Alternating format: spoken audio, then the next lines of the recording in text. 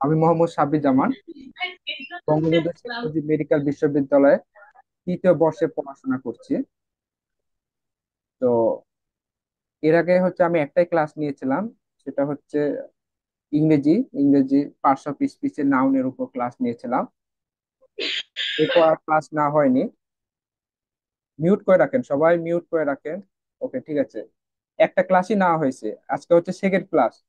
তো এর আগে ক্লাসে নাউন সম্পর্কে জাস্ট নাউন প্রায় অনেকখানি পড়া হয়ে গেছে। একটু অল্প একটু বাকি আছে, ওটা সে কাভার করে দিব। দেন তারপরে সাধারণ বিজ্ঞান পড়াবো আপনাদেরকে। তো ইংরেজি নাউনে যতটুকু বাকি আছে ওটা আজকে কাভার করে দিব। এর আগে নাউনের আপনাদের কি পড়ানো হয়েছিল বলেন তো, কেউ আমাকে বলেন দেখি। কার কতকাল ক্লাস করেছেন এরকম কেউ যারা আছেন তা বলেন, নাউন কি কি পড়ানো হয়েছে।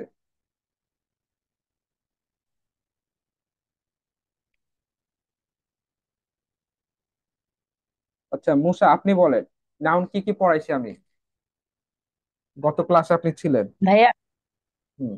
Proper noun, common noun, collective noun, material noun, abstract noun. এই তো নাউন যে পাঁচ প্রকার ছিল সে পাঁচ প্রকারটা পড়ানো হয়ে গেছে। আজকে পড়াবো নাউন হচ্ছে জি। Countable uncountable noun. আর সবশেষে জি। চিনাই দিব কিভাবে বুঝবেন যে এটা হচ্ছে নাউন নাকি নাউন না।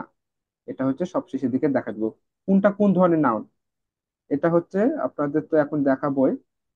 আচ্ছা, উম, আমার স্ক্রিনটা দেখা যাচ্ছে কিনা সবাই জানান। স্ক্রিন দেখা যায়?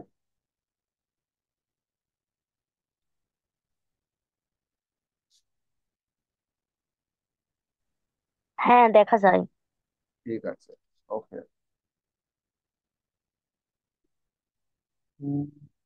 এগুলো সব পড়ানো হয়ে গেছে আপনাদের। আজকে হচ্ছে কাউন্টেবল নাউন আনকাউন্টেবল নাউন পড়াবো। কাউন্টেবল মানে কি? কাউন্ট মানে কি? গণনা করা যাবে, যেটা গণনা করা যায়, যেটা হচ্ছে কাউন্টেবল। আর আনকাউন্টেবল নাউন মানে উল্টোটা, যেটা আমরা গণনা করতে পারবো না। এরকম ধরনের নামকে আমরা কি বলবো? কাউন্টেবল নাউন আর আনকাউন্টেবল নাউন। কোথাও কেউ যদি বুঝতে না পারে আমাকে তো অবশ্যই কোশ্চেন করবে, লজ্জা পাওয়ার কোনো দরকার নেই। এখানে কেউ আপনাকে মারবেও না, কেউ বকবেও না। সো কোশ্চেন করতে কেউ দ্বিধাবোধ করবেন না, ঠিক আছে? আর এখানে তো এমন না যে আপনি সরাসরি আছেন যে আপনি হচ্ছে কোশ্চেন করলে আপনি লজ্জা বোধ করবেন বা কে কি মনে করবে, এরকম কোনো কিছুই না। এখানে আপনি শিক্ষার জন্য এসেছেন, শিখবেন। কারণ আলটিমেটলি আপনার চান্স পাইতেই হবে যে করে হোক। এটা সবসময় মানে ডেডিকেশন থাকতে হবে যে আমাকে যে করে হোক চান্স পেতে হবে। আর আমি যেহেতু নিজেও চান্স প্রাপ্ত, তো যে কোনো সমস্যা কোথাও বুঝতে না পারলে বা যে কোনো কোশ্চেন নার্সিং রিলেটেড আমাকে করবেন। হ্যাঁ, আমি যথেষ্ট হেল্প করার চেষ্টা করবো। তো কেউ কিন্তু লজ্জা পাবেন না, এই জিনিসটা কিন্তু খেয়াল রাখবেন। কারণ চান্স পেতে হবে, অনেক প্রয়োজনীয়তা। হ্যাঁ, অ্যাডমিশন কিন্তু ওই এইচএসসি এইচএসসি এর মতো না যে আপনি 80 মার্ক তুললেন, A+, এর নিচে যদি হয় তাহলে এ, তার নিচে হলে A-, এরকম কিছু না। আপনি যদি টিকেন, সবার মধ্যে কি এখানে প্রতিযোগিতা। অ্যাডমিশন মানে কি? প্রতিযোগিতামূলক পরীক্ষা। এখানে একজনকে বাদ দিয়ে আরেকজনকে টিকতে হবে, তাই না? আর আপনাদেরকে তো এর আগে বলেছিলাম যে পরীক্ষা দেয় প্রায় 1 লাখের মতো শিক্ষার্থী, ডিপ্লোমা মিডওয়াইফারি বিএসসি মিলে। বাট সিট আছে কয়টা সরকারি? ডিপ্লোমা মিডওয়াইফারি বিএসসি মিলে টোটাল যদি হিসাব করা হয় 5,000 হবে। টেনে টুনে 5,000 পর্যন্ত যাবে, এর বেশি হবে না। তো পরীক্ষা দিবে দেখুন প্রায় 1 লাখের মতো, এদিকে চান্স পাবে 5,000। 5,000 আবার সবাই কিন্তু প্রাইভেটে ভর্তি হওয়ার সুযোগ পাবে না। প্রাইভেটে সিট কয়টা আছে পুরো বাংলাদেশে? আমার যতদূর মনে হয় 35 থেকে 40 হাজারের মতো আছে পুরো বাংলাদেশে প্রাইভেট সিট, প্রাইভেট নার্সিং কলেজের সিট। তাহলে এদিকে যদি 40 হাজারও যদি ধরি প্রাইভেট নার্সিং কলেজ, এদিকে 5,000 হচ্ছে সরকারি, টোটাল হচ্ছে 45,000টা সিট, সরকারি বেসরকারি মিলে। তার মানে দেখুন সবাই কিন্তু প্রাইভেটে পড়ারও সুযোগ পাচ্ছে না। কত প্রয়োজনীয়তা এর জন্য পড়তে হবে, পড়ার কোনো বিকল্প নেই। এখন হাতে যে 3-4 মাস সময় আছে, ধারণা করা হচ্ছে যে এপ্রিলে পরীক্ষা হবে। সার্কুলার দিলে এটা কনফার্ম বলা যাবে যে কবে পরীক্ষা হবে। সার্কুলার না দেওয়া পর্যন্ত একটা জাস্ট ধারণা, ধারণা করা হচ্ছে যে এপ্রিলে পরীক্ষা হবে। তো সেই এপ্রিলকে টার্গেট করে পড়তে থাকেন, তার মানে আর কতদিন সময় আছে? প্রায় 3.5 মাসের মতো। তো এই 3.5 মাস মনে করেন আপনি জেলখানায় বন্দি আছেন। এখন আপনার কাজ শুধু পড়াশোনা করা, খাওয়া দাওয়া আর নামাজ পড়া। আর যারা অন্য ধর্মের আছে তারা তো সেই ধর্ম পালন করবে। এটাই এখন আপনার কাজ। আর বাকি যা কিছু আছে সবকিছু বাদ এখন এই সময়টাই। তারপর চান্স পাওয়ার পর আপনি কি করবেন না করবেন তখন একটু আরামাইজ করেন, সমস্যা নেই। আর চান্স পাওয়ার যে ফিলিংস এটা বোঝানোর মতো, মানে আমি বুঝাতে পারবো না। যখন মানে রেজাল্টটা দিবে এবং দেখবেন যে আপনি হচ্ছে সরকারি নার্সিং কলেজে চান্স পেয়েছেন, তখনকার যে মোমেন্ট, এটা ভাষায় প্রকাশ করার মতো না। হ্যাঁ, এটা তো এর জন্য পরিশ্রম করতে হবে। ভালো কিছু পেতে গেলে কি করতে হবে? পরিশ্রম, পরিশ্রমের কোনো বিকল্প নাই। আর হ্যাঁ, শুধু কি পরিশ্রম করলেই চান্স হয়ে যাবে তা কিন্তু না। অনেকে কিন্তু অনেক পরিশ্রম করে কিন্তু চান্স পায় না। অ্যাডমিশন এমন একটা জিনিস যে অনেকে আছে সারা দিন রাত পড়াশোনা করছে কিন্তু চান্স পায়নি। সে কি করে? ভেঙে পড়ে। এর পিছনে কারণ কি? এর পিছনে বেশ কিছু কারণ আছে, কারণ অ্যাডমিশনে অনেক পড়া। কারণ সব পড়া তো মাথায় থাকবে না। অ্যাডমিশনে চান্স পাওয়ার মূল চাবিকাঠি কি? আপনাকে বুঝতে হবে যে কোনটা পড়বো কোনটা বাদ দিব। এই জিনিসটা কিন্তু বুঝতে হবে। আর এই জিনিসটা কিন্তু আপনি একা একা মানে বুঝবেন না। যে আপনার সময়টা পার করে এসেছে, যে অলরেডি পার করে এসেছে এবং সাকসেস, চান্স পেয়েছে, সেই কিন্তু আপনার থেকে ভালো জানে যে আপনাকে মানে কি পড়তে হবে আর কি পড়তে হবে না। কারণ অ্যাডমিশনে হিউজ পড়া, সব পড়া কিন্তু মাথায় থাকবে না। এর জন্য কোনটা ইম্পর্টেন্ট আর কোনটা ইম্পর্টেন্ট না, কোনটা পড়বো কোনটা বাদ দিব, এই জিনিসটা বোঝাটা হচ্ছে খুবই জরুরি। এখন মনে করেন যেটা আপনার কাজে লাগবে না অ্যাডমিশনে, সেটাও মনে করেন আপনি সারা দিন রাত পড়াশোনা করলেন, তাহলে আলটিমেটলি কোনো কাজে আসবে? কাজে আসবে না। পরিশ্রম কিন্তু করলেন কিন্তু কাজে আসলো না। এর জন্য স্মার্ট, পরিশ্রমটা হতে হবে স্মার্ট। অধরা হাসি, আপনি হচ্ছে মিউট করে দিয়েছি, আনমিউট করবেন না, হ্যাঁ? আপনার হচ্ছে নয়েস আসছিল, হাসি। ওকে, ঠিক আছে। তো এটাই যে পরিশ্রম করতে হবে স্মার্টলি। হ্যাঁ, আপনি মানে সারাদিন রাত পুরো পুরো বই পড়লেন, পুরো বই পড়ে কি কাভার করে শেষ করতে পারবেন? আর বই বলতে কিন্তু ওই নার্সিং অ্যাডমিশনে যে গাইড পাওয়া যায় ওটা কাভার করলে কিন্তু বই পড়া কমপ্লিট না। এই জিনিসটা কিন্তু অনেকে ভুল করেন। আমি যেগুলো বলছি সেগুলো কিন্তু মনোযোগ সহকারে শুনেন। এটা আপনারা যেগুলো ভুল করেন বা যে কারণে আপনাদের চান্স মিস যায়, এগুলো সবকিছু আপনাদেরকে জানাচ্ছি যাতে আগে থেকে পড়া থেকে সবথেকে বিষয় গুরুত্বপূর্ণ বিষয় হলো যে টেকনিক। টেকনিকটা হচ্ছে সবচেয়ে বেশি গুরুত্বপূর্ণ। মানে ভুল করা যাবে না এরকম কি, যেগুলো হচ্ছে আর সবাই ভুল করে কিন্তু আপনারা ভুল করবেন না, এই জিনিসগুলো আগে থেকে সতর্ক থাকতে হবে পড়ার পাশাপাশি। হ্যাঁ, তো যে জিনিসটা, যে বিষয়টা যে অনেকে কি করে যে সারাদিন রাত গাইড পড়ে, বাজারে বিভিন্ন গাইড পাওয়া যায় নার্সিং প্রিপারেশনের গাইড। তো কি করে? শুধু গাইডই পড়ে কিন্তু সাবজেক্ট ওয়াইজ কিন্তু মানে মূল বই পড়ে না। হ্যাঁ, ওই গাইডে তো একটা গাইড বইয়ের মধ্যে তো সব সাবজেক্ট ইনক্লুড করা থাকে। আর ওই গাইডটা হচ্ছে যারা মুখস্থ করে A to Z, ওখান থেকে কমন পাবেন। আমি বলছি না কমন পাবেন না, কিন্তু মানে চান্স পাওয়ার মতো যদি কমন পেতে হয় তাহলে কিন্তু আরো পড়াশোনা করতে হবে। শুধু ওই গাইড পড়লেই শেষ তা কিন্তু না। হ্যাঁ, আপনার মানে পাস করার মতো, মানে প্রাইভেট নার্সিং কলেজে চান্স পাওয়ার মতো আপনি কমন পাবেন। কিন্তু আপনি যদি সরকারিতে চান্স পেতে চান তাহলে কি করতে হবে? তাহলে একটু হার্ড ওয়ার্ক করতে হবে। কারণ সবাই তো গাইড পড়ছে, আপনিও যদি ওই গাইড পড়েন তাহলে আপনার ওর মধ্যে ডিফারেন্স কি হলো? ওই সবাই হচ্ছে ওই সেম কমনই পাবে, সেম অ্যান্সার দিবে, সেম মার্কই পাবে। তো আপনাকে যদি অন্যকে যদি ফেরতে হয়, আপনাকে যদি অন্য থেকে যদি আগাতে হয়, হ্যাঁ, কাউকে যদি পিছনে ফেলে দিতে হয় এবং কাউকে পিছনে ফেলে যদি আপনি সামনে এগোতে চান, তাহলে সেক্ষেত্রে কি করতে হবে? সেক্ষেত্রে আপনাকে তার থেকে পরিশ্রমটা বেশি করতে হবে, কারণ এখানে প্রতিযোগিতামূলক পরীক্ষা। তো এই হচ্ছে বিষয়। আর যারা ছেলে আছে, ছেলেদের কিন্তু চান্স পাওয়া আর একটু কঠিন, কারণ ছেলেদের 10% সিট, হ্যাঁ, আর মেয়েদের হচ্ছে 90% সিট। তো এই হচ্ছে বিষয়। আর অনেকে আছে যে দুইটাতে সায়েন্স আছে কিন্তু বিএসসির প্রিপারেশন নিচ্ছেন না। কিসে নিচ্ছেন? Diploma midwifery. মানে বেশ কিছু কারণ থাকতে পারে। তার মধ্যে আহ কিছু কারণ আছে যে বিএসসি তে একটু প্রতিযোগিতা বেশি, মানে সিট কম। ডিপ্লোমাতে হচ্ছে প্রতিযোগিতা কম, সেই তুলনায় বিএসসি থেকে মিডওয়াইফারিতে আরো কম থাকে। তার মানে কি, বিএসসি তে একটু বেশি হার্ড, তার থেকে একটু ইজি হচ্ছে কি ডিপ্লোমা, তার থেকে আর একটু ইজি হচ্ছে কি মিডওয়াইফারি। এটাই। তো এখন বিষয় হচ্ছে কারো যদি দুইটাতে সায়েন্স থাকে এবং পয়েন্ট যদি 9 পয়েন্টের উপর থাকে, মানে তার উচিত হচ্ছে বিএসসি তে পরীক্ষা দেওয়া। এখন এখানে কিন্তু আছে, কিন্তুটা হচ্ছে যে কারো যদি মনে হয় না আমার একটা সরকারি সিট লাগবেই, যে করে হোক আমার একটা সরকারি সিট লাগবে, আমার যদি কোনো কারণে যদি চান্স মিস যায় সেক্ষেত্রে আমি বেসরকারিতে পড়তে পারবো না, আমার সে সামর্থ্য নাই বেসরকারিতে পড়ার মতো, তাহলে হ্যাঁ, আপনি হচ্ছে ডিপ্লোমা মিডিফাইতে শিফট করতে পারেন। কিন্তু যদি এমন হয় যে কোনো কারণে যদি আমার মিস যায় চান্স, বিএসসিতে পরীক্ষা দিলেন কিন্তু কোনো কারণে চান্সটা মিস গেল, সরকারিতে হলো না, সেক্ষেত্রে আমাকে বেসরকারিতে পড়াতে পারবে বা আমি পড়তে পারবো, সমস্যা নেই। সেক্ষেত্রে আপনার মানে পরীক্ষা দিতে হবে বিএসসিতে। বিএসসি হলো সব থেকে বেস্ট, এটা আপনারা সবাই জানেন। হ্যাঁ, কারণ এটা অনার্সের সমমান।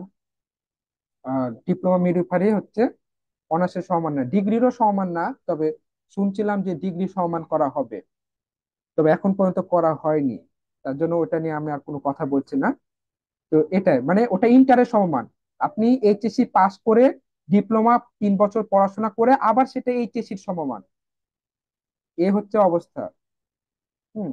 বাট আপনি যদি বিএসসি করেন সেটা হচ্ছে অনার্সের সমান। আর কারো যদি বিদেশে যাওয়ার টার্গেট থাকে যে আমি এখানে পড়াশোনা কমপ্লিট করে আমি বিদেশ যাব, হায়ার এডুকেশন করব, হায়ার এডুকেশনের ক্ষেত্রে বিএসসি নিতে হবে আপনাকে, বিএসসির কোনো বিকল্প নাই। আপনি ডিপ্লোমা নিলে ওই পর্যন্ত শেষ, পর আবার পোস্ট বেসিক বিএসসি করতে পারবেন। তো বেসিক বিএসসির একটা মানে ইয়াই আলাদা, মানে ওটা হাই এডুকেশনের জন্য মূলত বেসিক বিএসসি। তারপরে আপনি হচ্ছে ফিউচারে এমএসসি পিএইচডি করলেন, এটা পরের বিষয়। কিন্তু আপনার যদি দুটা যে সায়েন্স থাকে বা 9 পয়েন্টের উপর থাকে এবং আপনার যদি নিজের প্রতি কনফিডেন্স থাকে, সেক্ষেত্রে ডিপ্লোমা মিডিফাই না করে বিএসসিটাই আপনার জন্য বেস্ট হবে। এটা হচ্ছে আমার সাজেস্ট থাকলো। আর পড়াশোনা করতে হবে, ডেইলি পড়াশোনা করতে হবে। আজকে 3-4 ঘন্টা পড়লেন, পরের দিন মনে করছেন যে পরের দিন হচ্ছে 10-12 ঘন্টা পড়বো একদম, এভাবে হয় না পড়াশোনা, এভাবে হবে না। আপনাকে হচ্ছে 10-12 ঘন্টা পরের দিন পড়তে হবে না, আর আজকে 3 ঘন্টা পড়তে হবে না, একটা মানে রেগুলারিটি রাখতে হবে। মনে করেন আজকে 6 ঘন্টা পড়লে 7 ঘন্টা, তার পরের দিন 6-7 ঘন্টা, এরকম করে পড়বেন, রেগুলারিটি রাখবেন। রেগুলারিটি না রাখলে কিন্তু হবে না। হুম, এটাই। তো কারো কি কোনো কোশ্চিন আছে? কারো কোনো কোশ্চিন থাকলে করতে পারেন, দেন আমি হচ্ছে পড়াতে প্রবেশ করব।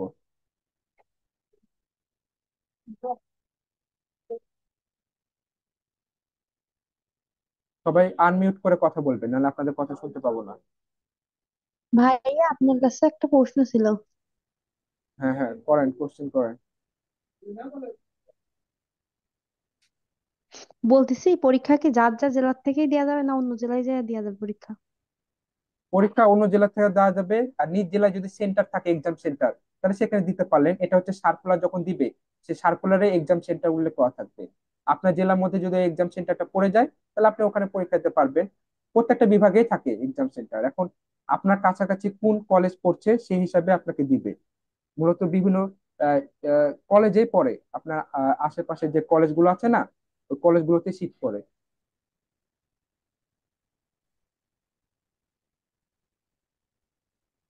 আর কারো কোনো কোশ্চেন?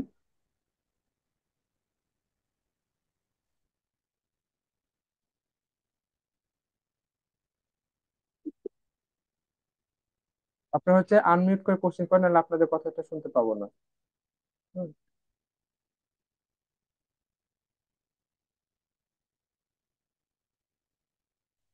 ওকে, ঠিক আছে, তাহলে আমি হচ্ছে ক্লাস নেওয়া শুরু করি। হ্যাঁ, কারো কোনো কোশ্চেন নেই? আচ্ছা, সমস্যা নেই, আমি ক্লাস শেষের দিকে আমি সুযোগ দিব কোশ্চেন করার। ওকে, ঠিক আছে। তো কাউন্টেবল নাউন মানে যেটা আপনি কি করতে পারবেন, গণনা করতে পারবেন। আর আনকাউন্টেবল নাউন মানে যেটা গণনা করা যাবে না, এটা হচ্ছে আনকাউন্টেবল নাউন। তো কাউন্টেবল নাউন কি, যে সকল নাউনকে গণনা করা যায়, এটা একটু আগে আপনাদের বললাম। যেমন কি বুক, পেন, বই, স্টার, ও, হ্যাঁ, পেন, কলম, বুক, বই, বয়, বালক, এদেরকে কি আমরা কিন্তু গণনা করতে পারি যে এখানে 5টা কলম আছে, এখানে 2টা বই আছে, এখানে 3জন ছেলে আছে, এখানে 10টা তারা আছে, এভাবে করে কিন্তু আমরা কি করতে পারি, এভাবে করে আমরা কিন্তু গণনা করতে পারি, তাই না? তাহলে যেগুলোকে আমরা গণনা করতে পারবো সেগুলো কি নাউন, কাউন্টেবল নাউন। ঠিক আছে, কাউন্টেবল নাউনের প্লুরাল করা যায় এবং এদের পূর্বে আর্টিকেল এ এন দি বসে। হ্যাঁ, কাউন্টেবল নাউন তো প্লুরাল করতে পারবোই। তার কারণ কি, এখানে একের অধিক অথবা গণনা করা যাবে। হ্যাঁ, তবে গণনা করা যাবে মানে কি, একের অধিক থাকবে তবে তো আপনি সেটা গণনা করবেন, তাই না? যে দুইটা, তিনটা, চারটা, পাঁচটা, যে কোনো সংখ্যা হতে পারে। একের অধিক হলে সেটা প্লুরাল। যেমন একে যদি দুইটা কলম বুঝাই তাহলে টু পেন্স, পেনের সাথে এস যুক্ত হবে। প্লুরাল হলে কি হয়, এস যুক্ত হয় অথবা ইএস যুক্ত হয়। তারপরে হচ্ছে two stars, three stars, four stars. হ্যাঁ, এরকম করে হচ্ছে কি প্লুরাল, অর্থাৎ কাউন্টেবল নাউনের প্লুরাল হয়, কিন্তু আনকাউন্টেবল নাউনের প্লুরাল হয় না। কারণ কি, ওটা গণনা করা যায় না, ওটা সিঙ্গেল ধরা হয়। সিঙ্গেল ধরা হয়, যেমন চাল, ডাল, পানি, এগুলো কি গণনা করা যায়? গণনা কিন্তু করা যায় না, এগুলো আমরা পরিমাপ করতে পারি। আমাকে কখনো বলি যে ভাই আমাকে 5টা চাল দেন, 6টা, 10টা চাল দেন, গুনে গুনে চাল দেয়। বা বলি যে আমাকে 5টা পানি দেন, আমরা হয়তো পরিমাপ করতে পারি, বলি যে 5 কেজি চাল দেন বা 5 লিটার পানি দেন। ওগুলো কিন্তু আনকাউন্টেবল নাও, ওগুলো কিন্তু আমরা গণনা করতে পারি না, জাস্ট পরিমাপ করতে পারি। ঠিক আছে? আর যেগুলো হচ্ছে কাউন্টেবল নাউন সেগুলো আমরা গণনা করতে পারি এবং এগুলো প্লুরাল হয়। আর যেহেতু ওগুলো গণনা করতে পারি না, তার জন্য ওগুলো প্লুরাল ফর্ম হয় না। প্লুরাল মানে কি, একের অধিক হতে হবে।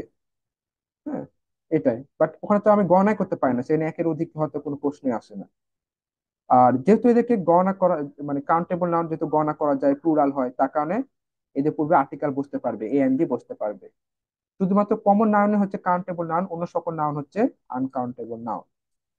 হ্যাঁ, তো এক্সাম্পল কি, a pen, two pens, student. এই যে এখানে টু মানে একের অধিক বুঝালে কিন্তু নাউন ওয়ার্ডের শেষে এস বা ইএস যুক্ত হবে। এটা ওকে। যেখানে আরো কিছু উদাহরণ আছে, A N the, this, that, this, those, many, number of, several, another, both, some, A lot of. এই এক্সাম্পল গুলো কিন্তু ভেরি ভেরি ইম্পর্টেন্ট। এই এক্সাম্পল গুলো কি করতে হবে, মুখস্থ করতে হবে। আপনার প্রথমে রুলস মুখস্থ করলে, রুলস মুখস্থ করার পর এক্সাম্পল কিন্তু মুখস্থ করতে হবে। শুধু রুলস মুখস্থ করে কিন্তু কাজে আসবে না যদি না আপনার এক্সাম্পল মনে থাকে। হুম, তার মানে কি, এক্সাম্পল রুলস দুটাই কিন্তু মাথায় রাখতে হবে, নট অনলি রুলস। এই এক্সাম্পল গুলো যদি আপনি দেখেন, আপনি যদি দেখেন যে এই এগুলো আছে, এমসিকিউ যখন কোশ্চিন, কোশ্চিনের মধ্যে যদি এগুলো থাকে, তাহলে বুঝতে পারবেন এটা কি বোঝাচ্ছে, কাউন্টেবল নাউন। তো আমি হচ্ছে 1 মিনিট পর আসছি। আপনারা ততক্ষণে কি করবেন, এই এক্সাম্পলটা মুখস্থ করতে থাকেন। আপনারা, আপনাদের এখন কাজ হচ্ছে এক্সাম্পলটা মুখস্থ করেন। আমি 1 মিনিটের মধ্যে আসছি।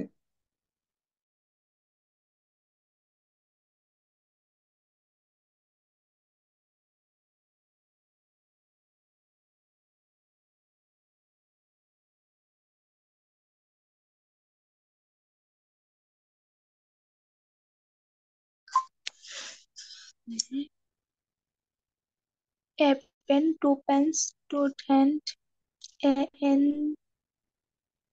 uncountable noun এগুলো কি? এগুলো কি common noun হচ্ছে uncountable noun হচ্ছে uncountable noun.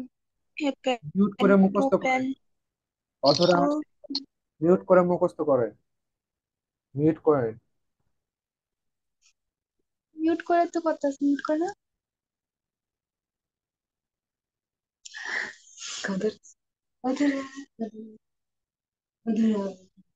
Why mute করে না?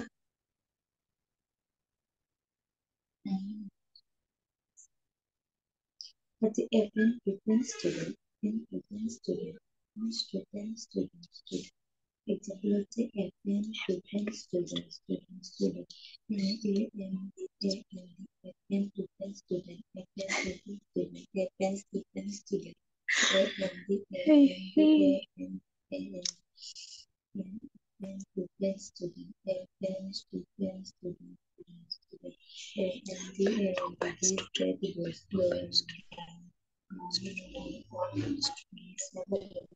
ওকে, ঠিক আছে। এবার আমরা দেখি আনকাউন্টেবল নাউন দেখি। হ্যাঁ, যে সকল নাউনকে গণনা করা যায় না, যেমন দোষ, গুণ, কাজ বা পদার্থ, সেগুলোকে আমরা কি বলবো, আনকাউন্টেবল নাউন। শুধু যে পদার্থ হবে তা না, যে কোনো কিছুই যদি আমরা গণনা করতে না পারি সেটাই হবে কি, আনকাউন্টেবল নাউন। যেমন ব্রেড, অনেকে মনে করতে পারেন ভাইয়া ব্রেডটা হচ্ছে গণনা করতে পারি। হ্যাঁ, ব্রেড হচ্ছে বলতে এখানে একটা সমষ্টি বোঝাচ্ছে, একটা সিঙ্গেল ব্রেড যেটাকে আমরা পিস করি। হ্যাঁ, সংখ্যা আছে, তারা কিন্তু ব্রেড বলে। মিউট করেন। অধরা হাসি।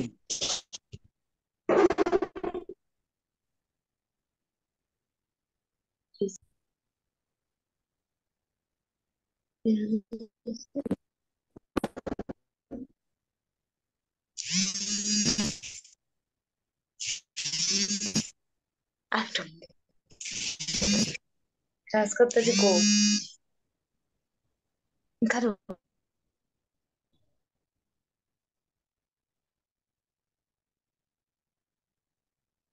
ওকে, ঠিক আছে।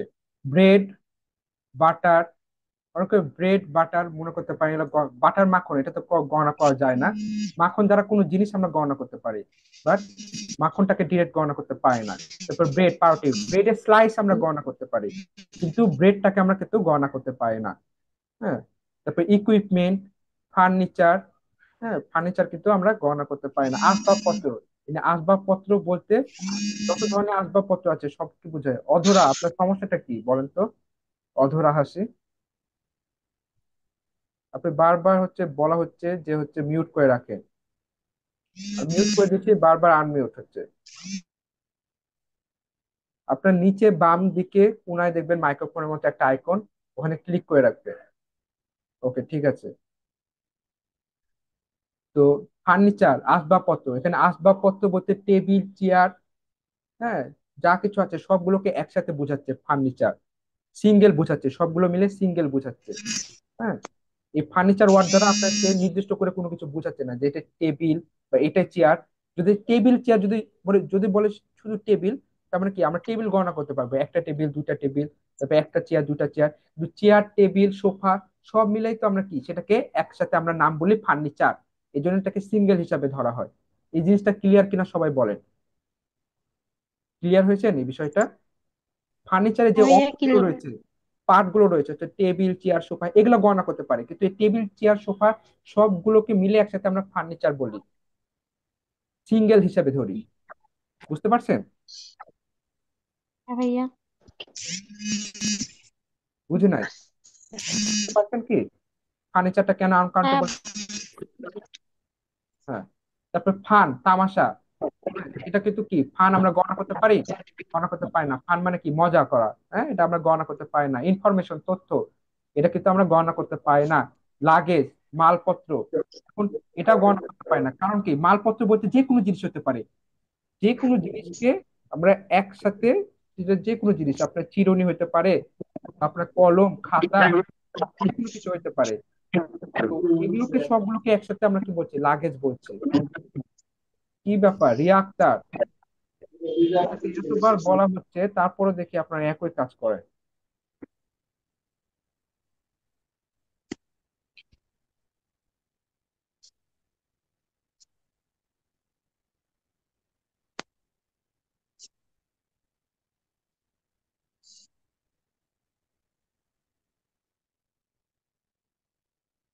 এরপর কিন্তু কেউ আনমিউট করবেন না।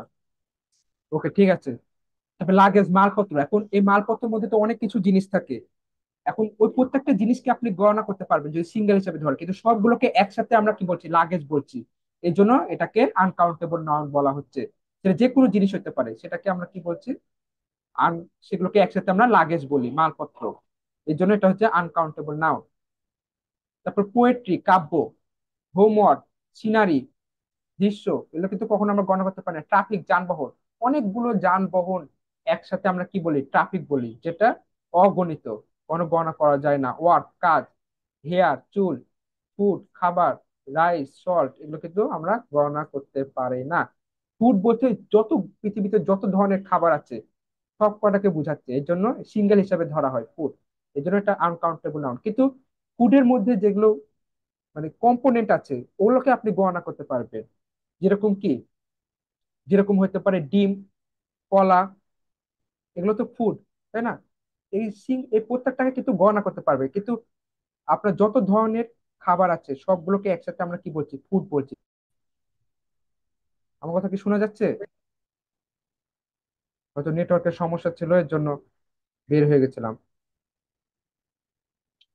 শোনা যায় আমার কথা এখন? হ্যাঁ ভাইয়া, শোনা যাচ্ছে। ঠিক আছে।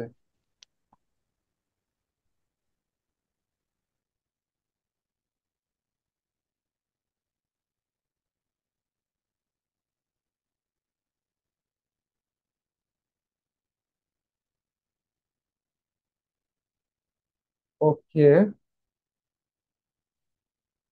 হুম। তাহলে এই হচ্ছে অবস্থা। রাইস, এটা আমরা গণনা করতে পারবো না। সল্ট, এটা আমরা গণনা করতে পারবো না। সল্ট কি? লবণ। ওয়াটার, পানি, এগুলো আমরা কি গণনা করতে পারবো না। এই যে এক্সাম্পল গুলো দেওয়া আছে, এগুলো সব কিন্তু মুখস্থ করতে হবে, হ্যাঁ। যতগুলো এক্সাম্পল আছে, এই যে দেখো, এই পর্যন্ত যতগুলো এক্সাম্পল আছে, এই যে অ্যাডভাইস, প্রুফ, মিউজিক, নিউজ, এগুলো সব হচ্ছে কি আনকাউন্টেবল নাউন। যে কিন্তু আমরা কি করতে পারি না, গণনা করতে পারি না। হ্যাঁ। তারপর মিল। তো এই সব এক্সাম্পল গুলো কি করতে হবে, মুখস্থ করতে হবে। এমসিকিউ যদি বা কোশ্চেনে যদি এই ওয়ার্ড গুলো দেখেন, তাহলে বুঝতে পারবেন সেটা কি আনকাউন্টেবল নাউন। কিন্তু আপনি মনে করেন জানলেন, আপনি জানেন যে যেটা গণনা করতে পারবো না সেটা আনকাউন্টেবল নাউন, কিন্তু আপনার এক্সাম্পল মুখস্থ নাই, কোন ওয়ার্ডটা আনকাউন্টেবল নাউন সেটাই আপনি জানেন না। হ্যাঁ, আপনি তো প্রত্যেকটা অনেক সময় অর্থ নাও জানতে পারেন, সেক্ষেত্রে কিন্তু আপনি পারবেন না। এই জন্য কি, এই জন্য এক্সাম্পল গুলো কিন্তু মুখস্থ করতে হবে। Very very important. পরীক্ষায় যে এক্সাম্পল গুলো আসে, সেগুলো কিন্তু এখানে উল্লেখ করে দিয়েছে। এর বাইরে কোনো এক্সাম্পল আসে না, এর বাইরে কোনো কিছু ওয়ার্ড আসে না। এগুলোই থাকে ঘুরে ফিরে, কোশ্চেনের মধ্যে এই ওয়ার্ড গুলোই থাকে। ঠিক আছে। যেগুলো ম্যাক্সিমাম যে ওয়ার্ড গুলো বারবার আসে, সেগুলো আমি এখানে ইনক্লুড করেছি। সো এগুলো আপনারা মুখস্থ করে ফেলবেন এক্সাম্পল গুলো। ঠিক আছে। আর মানি আনকাউন্টেবল নাউনের প্লুরাল করা হয়। যায় তাহলে, মানি কেন জানি আনকাউন্টেবল। আচ্ছা, মানি, আপনি হচ্ছে মানি হচ্ছে গণনা করতে পারবেন না, কিন্তু মানির মধ্যে যে টাকা, কারেন্সি, কারেন্সি আপনি গণনা করতে পারবেন। সেটা রুপি হইতে পারে, টাকা হইতে পারে, ডলার হইতে পারে, এটা গণনা করতে পারবে। কিন্তু মানি বলতে পৃথিবীতে যত কারেন্সি আছে সবগুলোকে একসাথে বোঝায়, সিঙ্গেল রূপে। বুঝতে পেরেছি? আপনি কারেন্সি গণনা করতে পারবেন, জি। অর্থাৎ ডলার, টাকা, রুপি, এগুলো আপনি গণনা করতে পারবেন। কিন্তু মানি গণনা করতে পারবেন, কারণ কি, যত রকমের কারেন্সি আছে পৃথিবীতে, এক এক দেশে তো এক এক রকম কারেন্সি। তো ওই প্রত্যেকটা কারেন্সিকে একসাথে মানি বলা হয়। হুম, ক্লিয়ার? আচ্ছা সিঙ্গেল ভাইয়া। হিসেবে জি। নাম দেওয়া হয় মানি। সেটা যে কোনো কারেন্সি হতে পারে। পৃথিবীর সব কারেন্সিকে একটা সিঙ্গেল হুম, রূপে মানি হিসাবে আখ্যায়িত করা হয়। এই জন্য এটা হচ্ছে সিঙ্গেল, আনকাউন্টেবল নাউন। কিন্তু আপনি হচ্ছে নোট গণনা করতে, আপনি হচ্ছে টাকা গণনা করতে পারবেন। আপনার 5 টাকার হচ্ছে 10টা নোট আছে, আপনি সেই নোটটা আপনি গণনা করতে পারবেন, সে টাকাটা আপনি গুনতে পারবেন যে হ্যাঁ আমাকে 5 টাকার 10টা নোট আছে। কিন্তু মানি গণনা করা যায় না। মানি বলতে পৃথিবীর যত কারেন্সি আছে সবগুলোকে সমষ্টিগত ভাবে একটা নাম। এটাই। এই বিষয়গুলো আপনাদের আমি জানি যে প্রবলেম হবে। যেমন কি মালপত্র ক্ষেত্রে আমি বললাম না, অত আপনার জিনিসের যেগুলো আছে ভেতরে, হ্যাঁ, সিঙ্গেল রূপে যদি ধরা হয়, আপনি মনে করেন 3টা চিরুনি রাখলেন, 3টা চিরুনি আছে, 2টা কলম আছে, 5টা খাতা আছে, এগুলোকে আলাদা আলাদা ভাবে কিন্তু আপনি গণনা করতে পারবেন, কিন্তু সবগুলোকে একসাথে আমরা কি বলছি, লাগেজ বলছি, মালপত্র। এই জন্য এটা হচ্ছে তখন আনকাউন্টেবল নাউন। ফুডের ক্ষেত্রেও তাই। আপনি ফুডের মধ্যে যে কম্পোনেন্ট গুলো আছে ওগুলো গণনা করতে পারবেন, যেমন কলা, আপেল, হ্যাঁ বলতে পারবেন 5টা আপেল আছে, 6টা কমলা আছে। কিন্তু এগুলোকে সবগুলোকে একসাথে আমি ফুড বলছি সিঙ্গেল হিসেবে, সিঙ্গুলার হিসেবে, তার কারণে এটা হচ্ছে আনকাউন্টেবল নাউন। এখন ক্লিয়ার? সেক্ষেত্রে পৃথিবীর যত হ্যাঁ দেশ, ভাইয়া। সবাইকে যেহেতু ফুড বলা হচ্ছে, তাহলে সেটা কিভাবে গুনবেন? এ তো গণার কোনো ইয়ে নাই। যেমন চাল অনেকগুলো থাকে, আপনি গণনা করতে পারবেন, যেমন ফুডের মধ্যে অনেকগুলো কম্পোনেন্ট আছে। মানে যেটা খাওয়ার যোগ্য সেটাকে আমরা ফুড বলছি। তার মানে কি, এখন পৃথিবীতে তো হাজার হাজার রকমের খাবার আছে, সব কি গণনা হতে পারবেন? এরকম কোন সিঙ্গেল ভাবে গণনা করা যায় না। সবগুলাকে একসাথে ফুড বলা হয়। ব্যাপারটা এরকম। ক্লিয়ার হ্যাঁ, নাকি এখনো ক্লিয়ার। ক্লিয়ার না? হুম হুম, বলেন। জি ভাইয়া। হ্যাঁ। ভাইয়া একটা প্রশ্ন ছিল। হ্যাঁ বলেন। গতদিন আমরা পড়লাম ম্যাটেরিয়াল নাউনের উদাহরণ হচ্ছে মিল্ক, সল্ট, রাইস এগুলো। আজকে হ্যাঁ, আবার এখানে এটা হচ্ছে আমি বলি, আনকাউন্টেবল। এটা হচ্ছে আমি বলি, এখন যে 5টা পড়েছি সেই 5টা যে টাইপ করেছিলাম না, ওগুলোর মধ্যে যেগুলো গণনা করতে পারবেন সেগুলো কাউন্টেবল নাউন, যেগুলো গণনা করতে পারবেন না সেগুলো আনকাউন্টেবল নাউন। ক্লিয়ার? হ্যাঁ, এবার বুঝছি। যেটা গণনা করতে পারবেন ওই 5টা যে আমরা পড়েছি, যে common noun, collective noun, material noun, এগুলোর মধ্যে যেগুলো আপনি গণনা করতে পারবেন সেগুলো হচ্ছে কাউন্টেবল নাউনের মধ্যে পড়ে যাবে, যেগুলো গণনা করতে পারবেন না সেটা আনকাউন্টেবল নাউন। এটাই। তখন অপশনে তার থাকবে না যে হচ্ছে কাউন্টেবল নাউন, ম্যাটেরিয়াল নাউন, দুটা তো আর অপশনে থাকবে না, যে কোনো একটা অপশনে থাকবে, হয় ম্যাটেরিয়াল নাউন নাহলে countable noun, uncountable noun, sorry uncountable noun. তখন দাঁড়াতে হবে, দুইটা তো আর থাকবে না। এবার ক্লিয়ার? হ্যাঁ, ক্লিয়ার। ওকে, ঠিক আছে, তাহলে এক্সাম্পল গুলো কিন্তু মুখস্থ করতে হবে। আর লিটিল, ফিউ, এ ফিউ, এগুলো কিন্তু কিন্তু পরীক্ষা কিন্তু বারবার আসে, এগুলো কিন্তু আমি অর্থ করে দিয়েছি, এগুলো কিন্তু uncountable noun. Much, little, a little. কিন্তু মোর যেটা মাছ মানে কি অধিক, আর আরেকটা কি মোর অধিক, মোর কিন্তু কি প্লুরালের ক্ষেত্রে ব্যবহার করি, এই জিনিসটা কিন্তু মাথায় রাখতে হবে, মাছ কিন্তু সিঙ্গুলার ক্ষেত্রে, এই জিনিসটা কিন্তু মাথায় রাখবে। আচ্ছা, আমি হচ্ছে 1 মিনিটের মধ্যে আসছি, আপনার হচ্ছে এক্সাম্পল গুলো মুখস্থ করেন, ঠিক আছে? আনকাউন্টেবল নাউনের এক্সাম্পল গুলো মুখস্থ করেন, আমি এখনই আসছি 1 মিনিটের মধ্যে।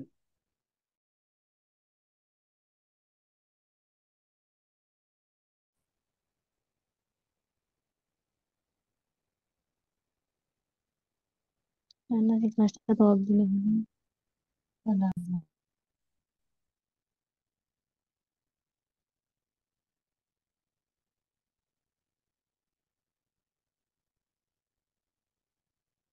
ওকে, ঠিক আছে, তাহলে এক্সাম্পল গুলো কিন্তু মুখস্থ রাখবেন, হ্যাঁ? আর এদের পূর্বে কিন্তু আর্টিকেল এ এন দি বসে না। কারণ কি? কারণ এগুলো হচ্ছে সিঙ্গুলার, এদের কিন্তু প্লুরাল হয় না। এই জন্য এদের পূর্বে কোনো আর্টিকেল বসবে না, কারণ যেটা গণনাই করতে পারবেন না সেটা আবার আর্টিকেল কেন থাকবে? হ্যাঁ, ওটাই। তো অর্থ কই দিচ্ছি, লিটিল মানে নগণ্য বা নেই বললে চলে, কারণ অনেক সময় অর্থ বুঝতে হয়, সবসময় রুলস দিয়ে চলে না, হ্যাঁ? মাঝে মধ্যে অর্থ বুঝতে হয়। আচ্ছা, আমার কথা কি শোনা যাচ্ছে ক্লিয়ার? সবাই আমাকে জানান, কনফার্ম করেন আমার কথা শোনা যায় কিনা।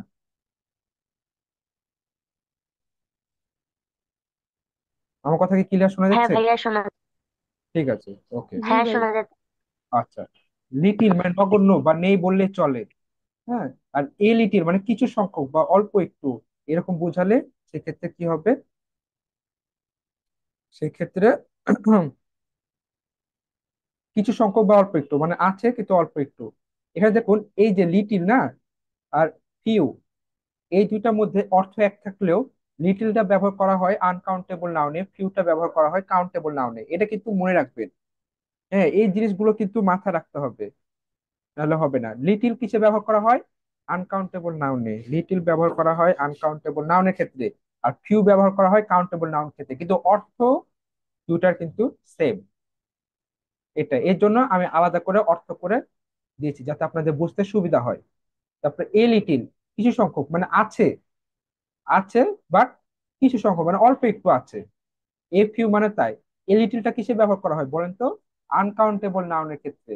আর এ ফিউটা ব্যবহার করা হয় কাউন্টেবল নাউনের ক্ষেত্রে। তারপরে দা লিটিল মানে অল্প একটু, মানে সামান্য কিন্তু সবটুকুই, মানে যে অল্প আছে সেটা সবটুকুই। এটা কিভাবে বোঝায়? মানে মনে করেন একটা হচ্ছে গ্যাসের সিলিন্ডার, গ্যাসের সিলিন্ডার ধরতে পারেন, যে গ্যাসের সিলিন্ডারের মধ্যে গ্যাস যদি অল্প একটু থাকে কিন্তু সে গ্যাসটা পুরো সিলিন্ডার জুড়েই থাকবে,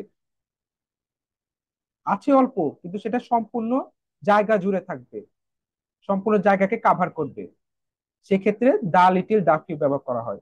ক্লিয়ার সবাই? ক্লিয়ার কিনা জানান। এখানে দা লিটিলটা ব্যবহার করা জি আনকাউন্টেবল নাউন, ভাইয়া। আর দা ফিউটা হচ্ছে কাউন্টেবল। লিটিল যেখানে আসবে চোখ বন্ধ করে সেটা কি আনকাউন্টেবল নাউন, আর ফিউ আসলে সেটা কাউন্টেবল নাউন। কারণ এক্ষেত্রে কোনটা বসাবো, লিটিল, এ লিটিল না দা লিটিল, এটা আপনাকে অর্থ অর্থ করে বুঝতে হবে সেন্টেন্সে, যে কোনটা বসাবো, এটাই। ওকে,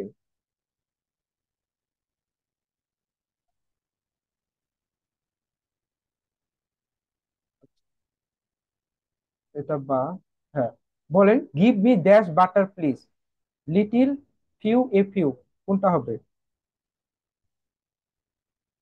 লিটেল। হ্যাঁ, কেন লিটিল হবে, কেন ফিউ এ ফিউ হলো না কেন? লিটিল মানেও তো কিছু কারণ সংখ্যক, ওইখানে কিছু সংখ্যক, দুইটা মানে তো অর্থ সেম, তাহলে কিসের জন্য হচ্ছে এখানে ফিউ বসলো না, লিটিল বসলো? ভাই ওইখানে বাটার আছে না? হ্যাঁ,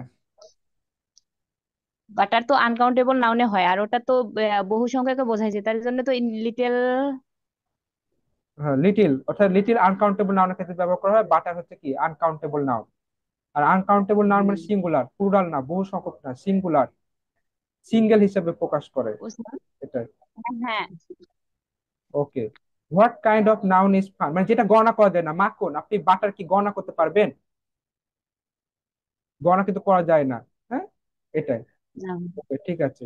what kind of noun is fun, fun কোন ধরনের noun? Countable, uncountable, proper noun, abstract noun? Uncountable. হ্যাঁ, আনকাউন্টেবল। Uncountable noun. হ্যাঁ, ফানও আমরা কি গুনতে পারি না, এটাই। এখানে দেখুন, dash is not the only things that tourist want to see. এখানে কিন্তু মনোযোগ সহকারে কিন্তু বুঝতে হবে, হ্যাঁ। তো এখানে এ সিনারি, সিনারিস, দা সিনারিস, নাকি ডি হবে সিনারি? দেখি, সবাই একটু চিন্তা ভাবনা করে অ্যান্সার দিবেন 3 নাম্বারটা। বলেন কি হবে? সিনারি। কোনটা? ডি? ডি? হ্যাঁ, ডি। কেন ডি অ্যান্সার হলো, কেন বাকিগুলো হলো না কেন? আরে, তার কারণ হচ্ছে, আমি বলি, তার কারণ হচ্ছে সিনারি হচ্ছে কি আনকাউন্টেবল নাউন। আর আনকাউন্টেবল নাউনের আগে এ এন দি বসে না, আর এটার প্লুরাল হয় না। আনকাউন্টেবল নাউনের প্লুরাল হয় না, এদের পূর্বে কোনো আর্টিকেল বসে না। এ নাম্বার অপশনে দেখেন, সিনারির আগে কিন্তু আর্টিকেল এ বসেছে। বি নাম্বারে দেখুন, এটা প্লুরাল ফর্ম ব্যবহার হয়েছে, শেষে কিন্তু এস যুক্ত হয়েছে। কিন্তু আনকাউন্টেবল নাউন তো কোনো প্লুরাল হয় না। তারপর সি নাম্বার দেখুন, আর্টিকেল বসেছে। আবার এখানে দেখুন প্লুরালও করেছে, দুইটাই। তো সি নাম্বারটা বাদ, অ্যান্সার হলো ডি। সবাই ক্লিয়ার কিনা জানান 3 নাম্বারটা। 3 নাম্বারটা একটু কঠিন ছিল, সবাই ক্লিয়ার কিনা জানান। হ্যাঁ ভাইয়া, ক্লিয়ার। সবাই সবার মতামত দিন। কেউ বুঝতে পারেননি এরকম আছেন যে আমি 3 নাম্বারটা বুঝতে পারিনি?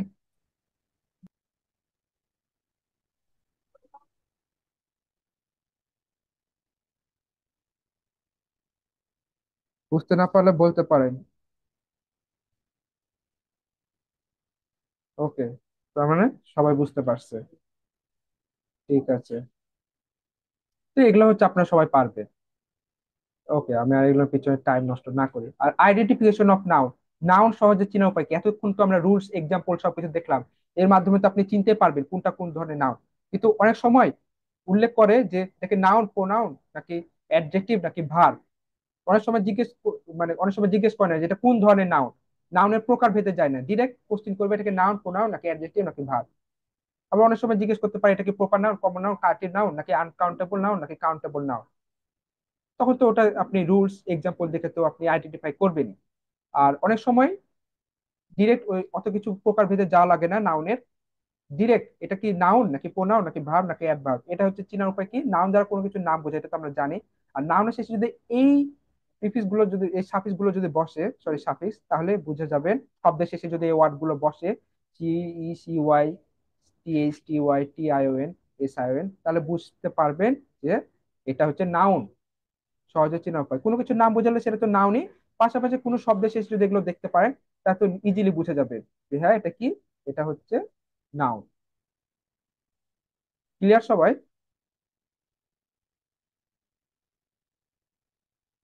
আচ্ছা, এখানে বলেন তো যে the noun form of move, এখানে এ মুভ, মুভটা কি বলেন তো? এটা নাউন ফর্ম করতে বলেছে মুভে, মুভটা কি, মানে কোন ধরনের parts of speech move?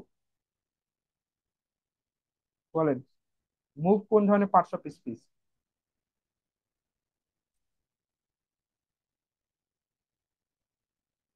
Move মানে কি? চলাচল করা।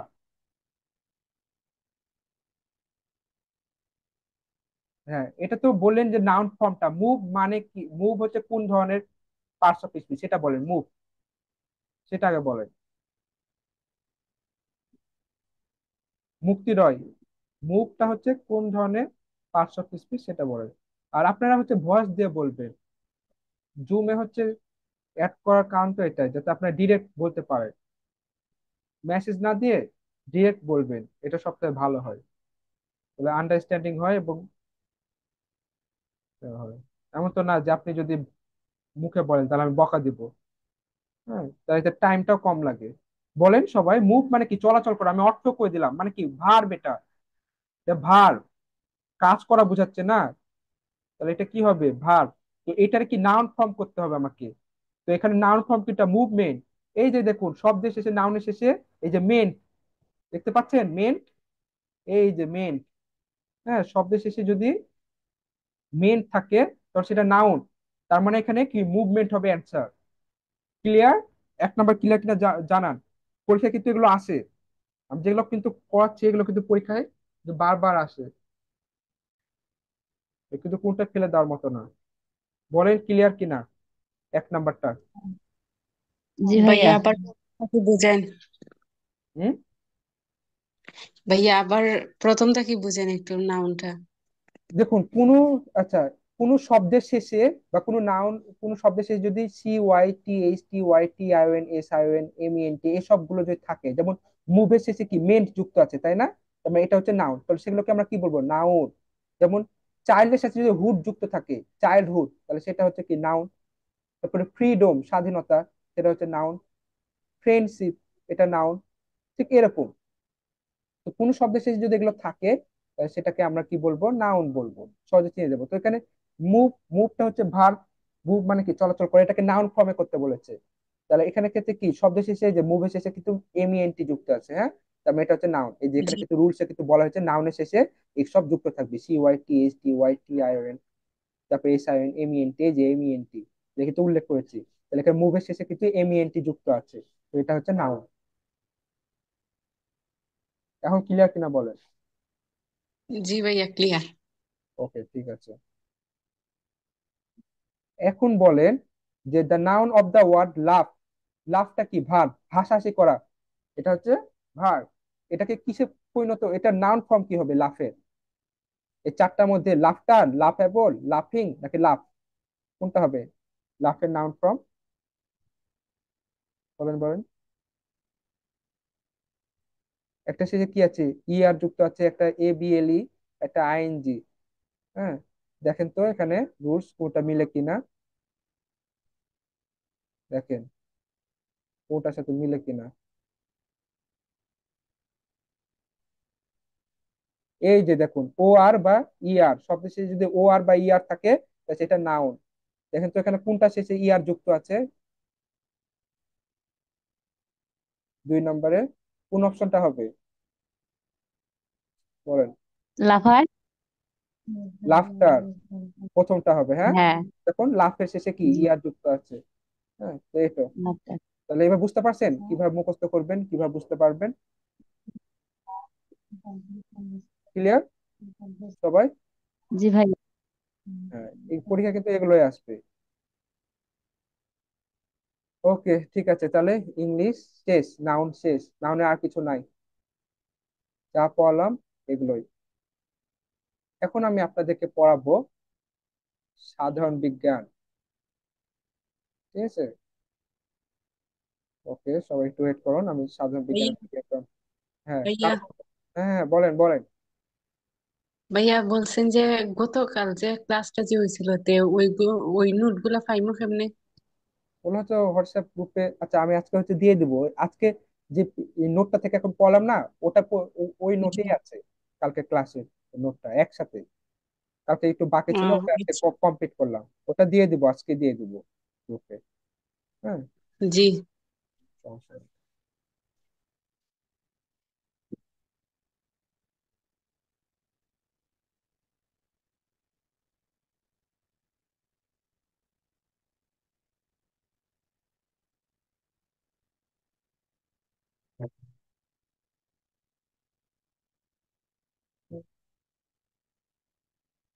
একটু ওয়েট করো, হ্যাঁ।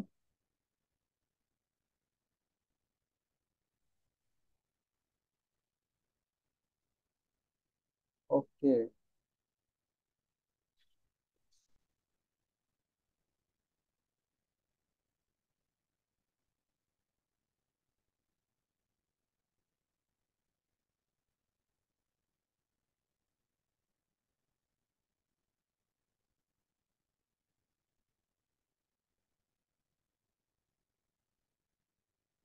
আজকে সাধারণ বিজ্ঞানে পড়াবো হৃদযন্ত্রের যত কথা, অর্থাৎ হার্ট, ব্লাড, এগুলো নিয়ে কথা হবে।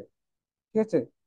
আর কোথাও বুঝতে না পারলে কোশ্চেন করবেন। আর আর আরেকটা বিষয় কি যে আমাদের এখন ইংলিশ ভার্সন তো, ইংলিশ ভার্সন পড়তে পড়তে অনেক সময় মানে মুখে ইংরেজি বের হয়ে যেতে পারে। তো আপনারা যদি বুঝতে না পারেন অবশ্যই বলবেন, কারণ আমি চেষ্টা করি যাতে ইংলিশটা না আসে। তো ইংলিশ ভার্সন পড়তে পড়তে মানে একটা অভ্যস্ত হয়ে যায়, তখন আর বাংলা আসে না। তো এরকমটা যদি হয় যে দেখা যাচ্ছে মানে আপনি বুঝতে পারছেন না, তাহলে কিন্তু অবশ্যই বলবেন। ঠিক আছে, সবাই বুঝতে পারছে? কারণ নার্সিং এও তো মনে করেন এই হার্ট, ব্লাড এগুলো নিয়ে পড়তে হয়, তো ওখানে সবকিছু ইংরেজিতে, যার কারণে ইংরেজি পড়তে পড়তে বাংলাটা আর আসে না। ওকে, ঠিক আছে। তাহলে এখন আমরা পড়বো কি, রক্ত। হ্যাঁ, আচ্ছা, হৃৎপিণ্ড মানে কি, এখানে রক্তের বিষয়টা আসবে, কারণ হৃৎপিণ্ড কি করে, রক্তকে পাম্প করে সারা বডিতে পৌঁছে দেয়, তাই না? সারা বডিতে পৌঁছে দেয়। তো এই হৃৎপিণ্ড যদি কোনো কারণে অফ হয়ে যায় তাহলে কি হবে, মানুষ মারা যাবে। কারণ কি, কারণ আমাদের সারা বডিতে যে রক্ত কাজ কি করে, রক্ত কি করে আমাদের সারা বডিতে পরিবহন করে, রক্ত আমাদের শরীরে কোষের শক্তি যোগায়, আমাদের কোষকে জীবিত রাখে, কোষের খাবারগুলো প্রোভাইড করে। আর কোষের খাবার কি, নিউট্রিশন, পুষ্টি, যেগুলো আমরা খাবার থেকে পাই, ওগুলো রক্তে মিশে কি হয়, সারা বডিতে কোষে সেই পুষ্টিগুলো পৌঁছে দেয় কোষের মধ্যে। বাট কোষ যদি সেই পুষ্টিটা না পায়, খাবারটা যদি না পাই, তাহলে আলটিমেটলি কি, আমরা মারা যাবো। তার মানে কি, হার্ট অফ মানে ব্লাড চলাচল অফ হয়ে যাবে, ব্লাড চলাচল অফ মানে আমরা কি হব, মারা যাব। কারণ কি হবে, কোষ জীবিত থাকবে না। তবে কি, রক্তের কাজ কি, রক্তের কাজ হচ্ছে অক্সিজেন পরিবহন করা, শুধু কি পুষ্টি পরিবহন করা তা কিন্তু না, অক্সিজেনও পরিবহন করে। হ্যাঁ, এই জিনিসটা কিন্তু মাথায় রাখতে হবে। ওকে, ঠিক আছে, তাহলে এখন আমরা আসি, রক্ত কি ধরনের পদার্থ। রক্ত হচ্ছে লাল বর্ণের, অস্বচ্ছ, লবণাক্ত এবং কিছুটা ক্ষারধর্মী। আচ্ছা বলেন তো রক্তের পিএইচ কত, কেউ আমাকে বলেন তো রক্তের পিএইচ কত? 7.4। হ্যাঁ, 7.4। হ্যাঁ,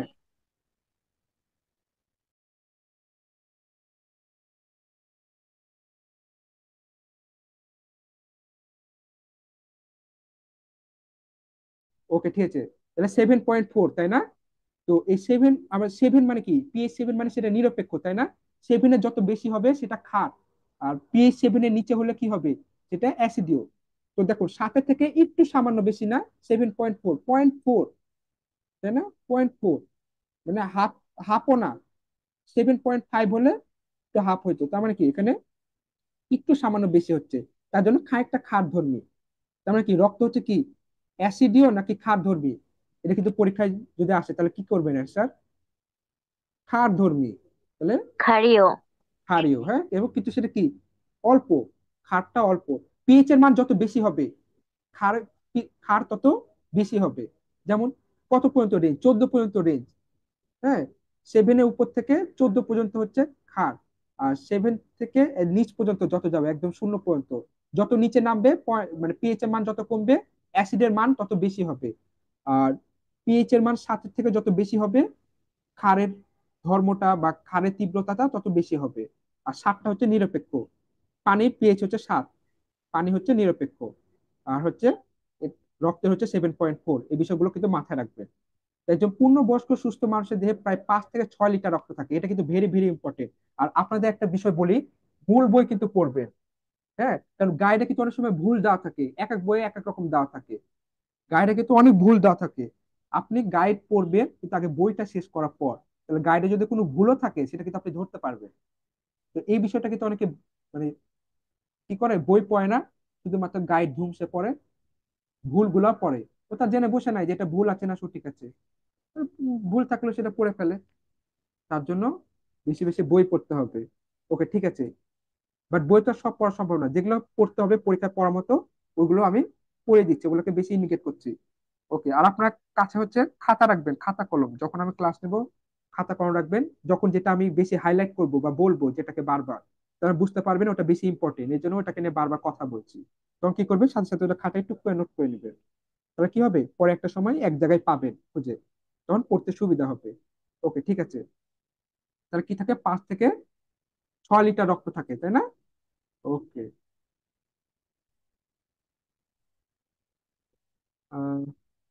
এটা কত, মানুষের মোট ওজনের প্রায় 8%, তাহলে এখানে ইম্পর্টেন্ট হচ্ছে 5 থেকে 6 লিটার রক্ত থাকে।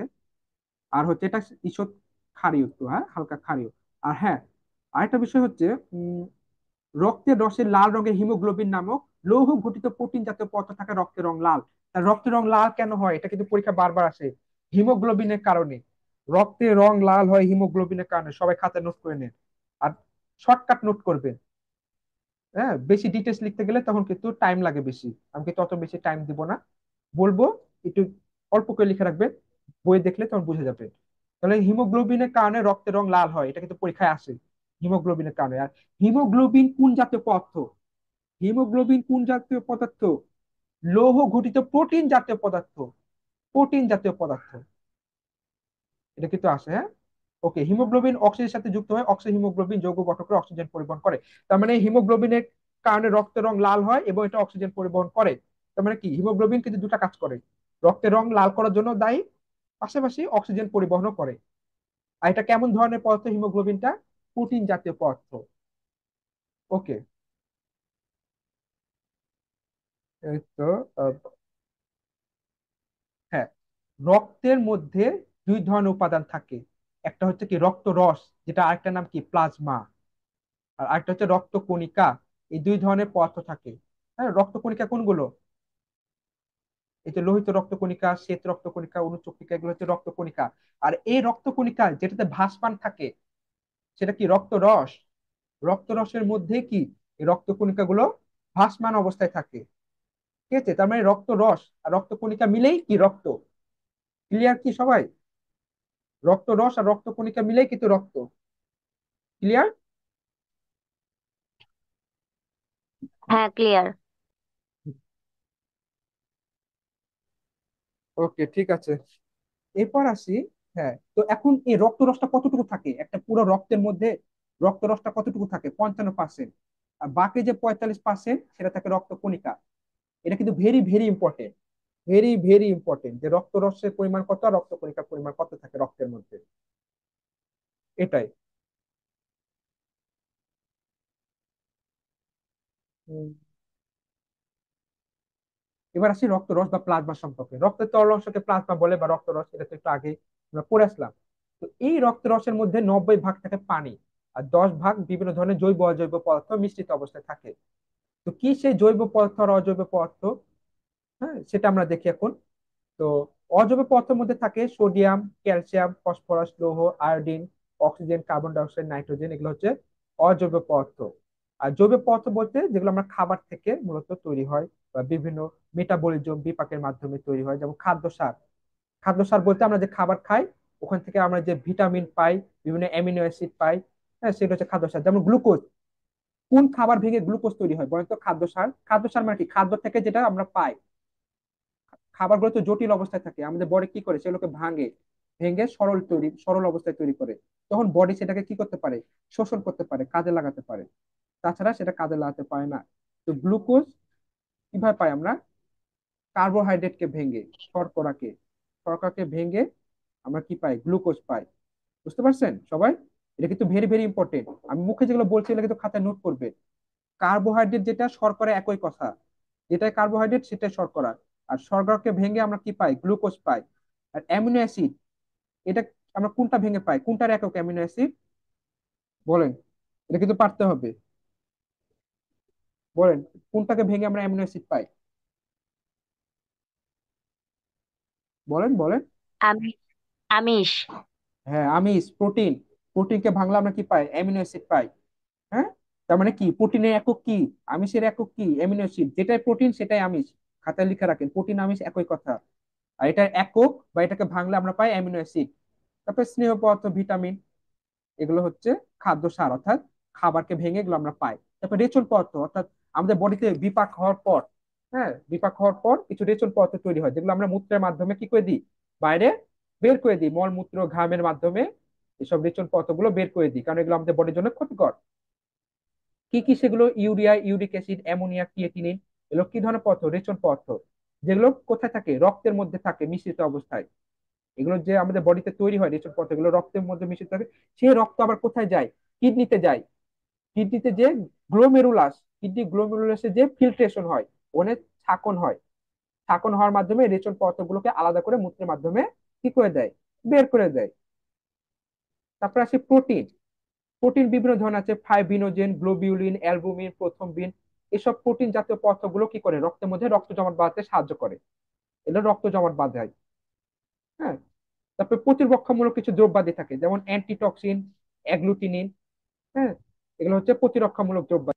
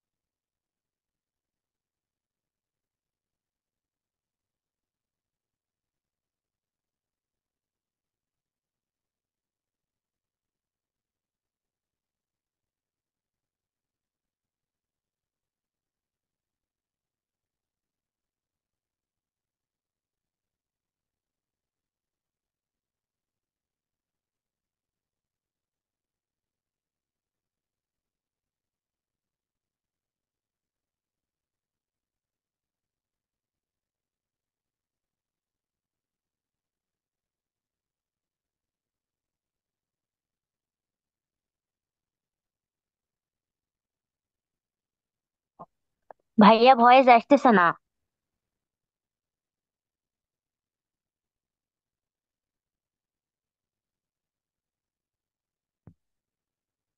এখন ভয়েস আসছে? হ্যাঁ, আসতেছে। ওকে, ঠিক আছে। আমি যেটা কোশ্চেন করেছি সেটা হচ্ছে বিলিরুবিন যদি বেশি হয়ে যায় বডিতে তাহলে কি হবে?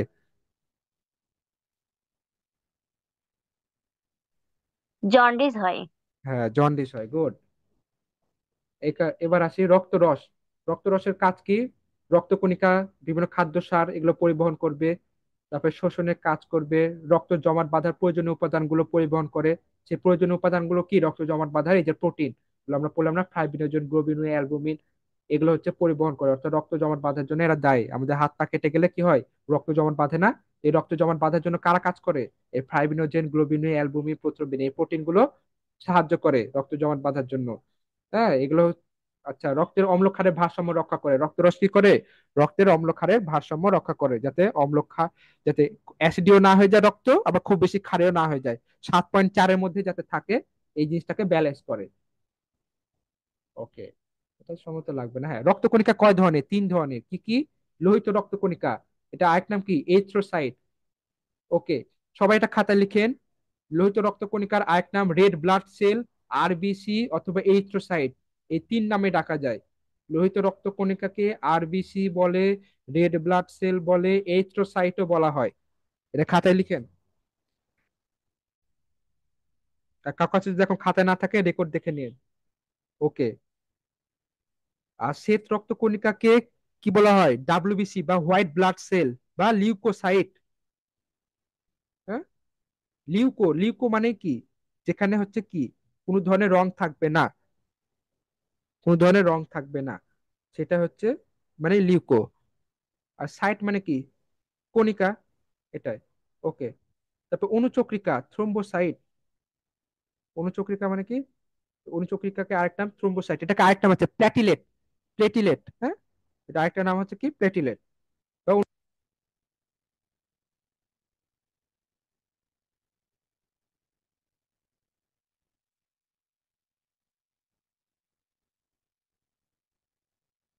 ভাইয়া আবার ভয়েস বন্ধ হয়ে গেছে।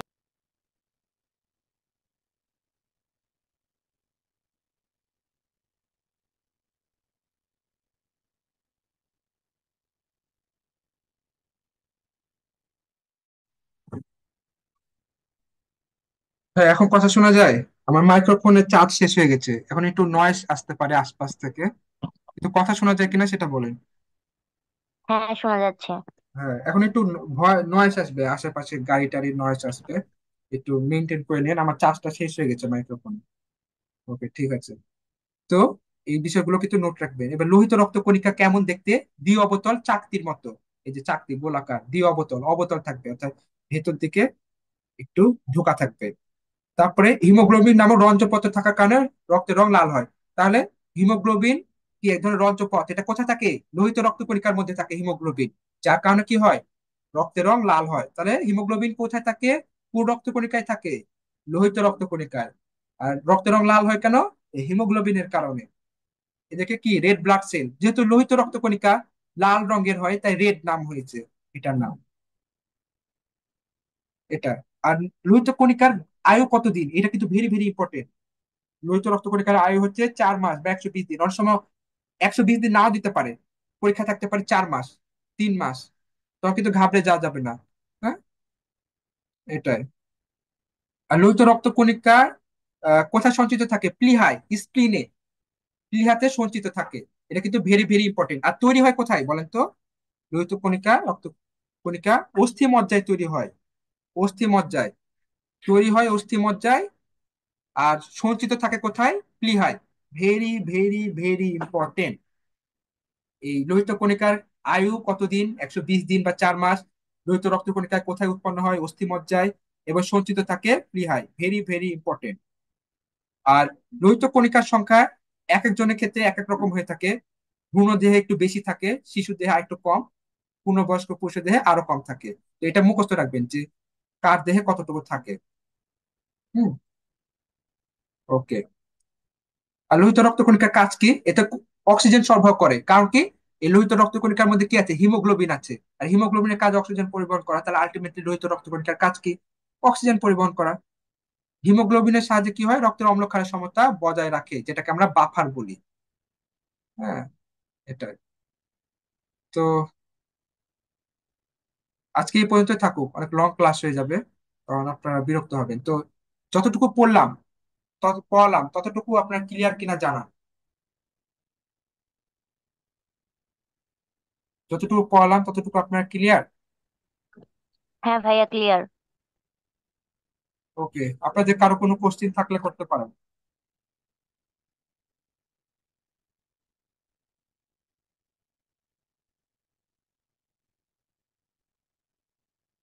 বলেন আপনাদের কারো কোনো কোশ্চেন থাকলে। এটা সুযোগ পাচ্ছেন, আপনারা কোশ্চেন করেন, জানেন। বুঝলেন?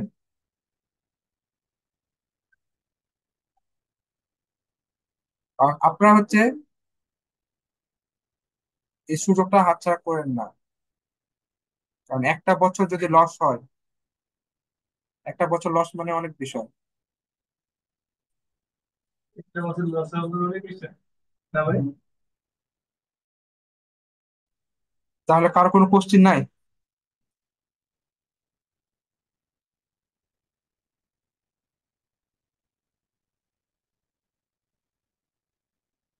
আছে? তাহলে সবাই ভালো থাকেন, সুস্থ থাকেন। খোদা হাফেজ।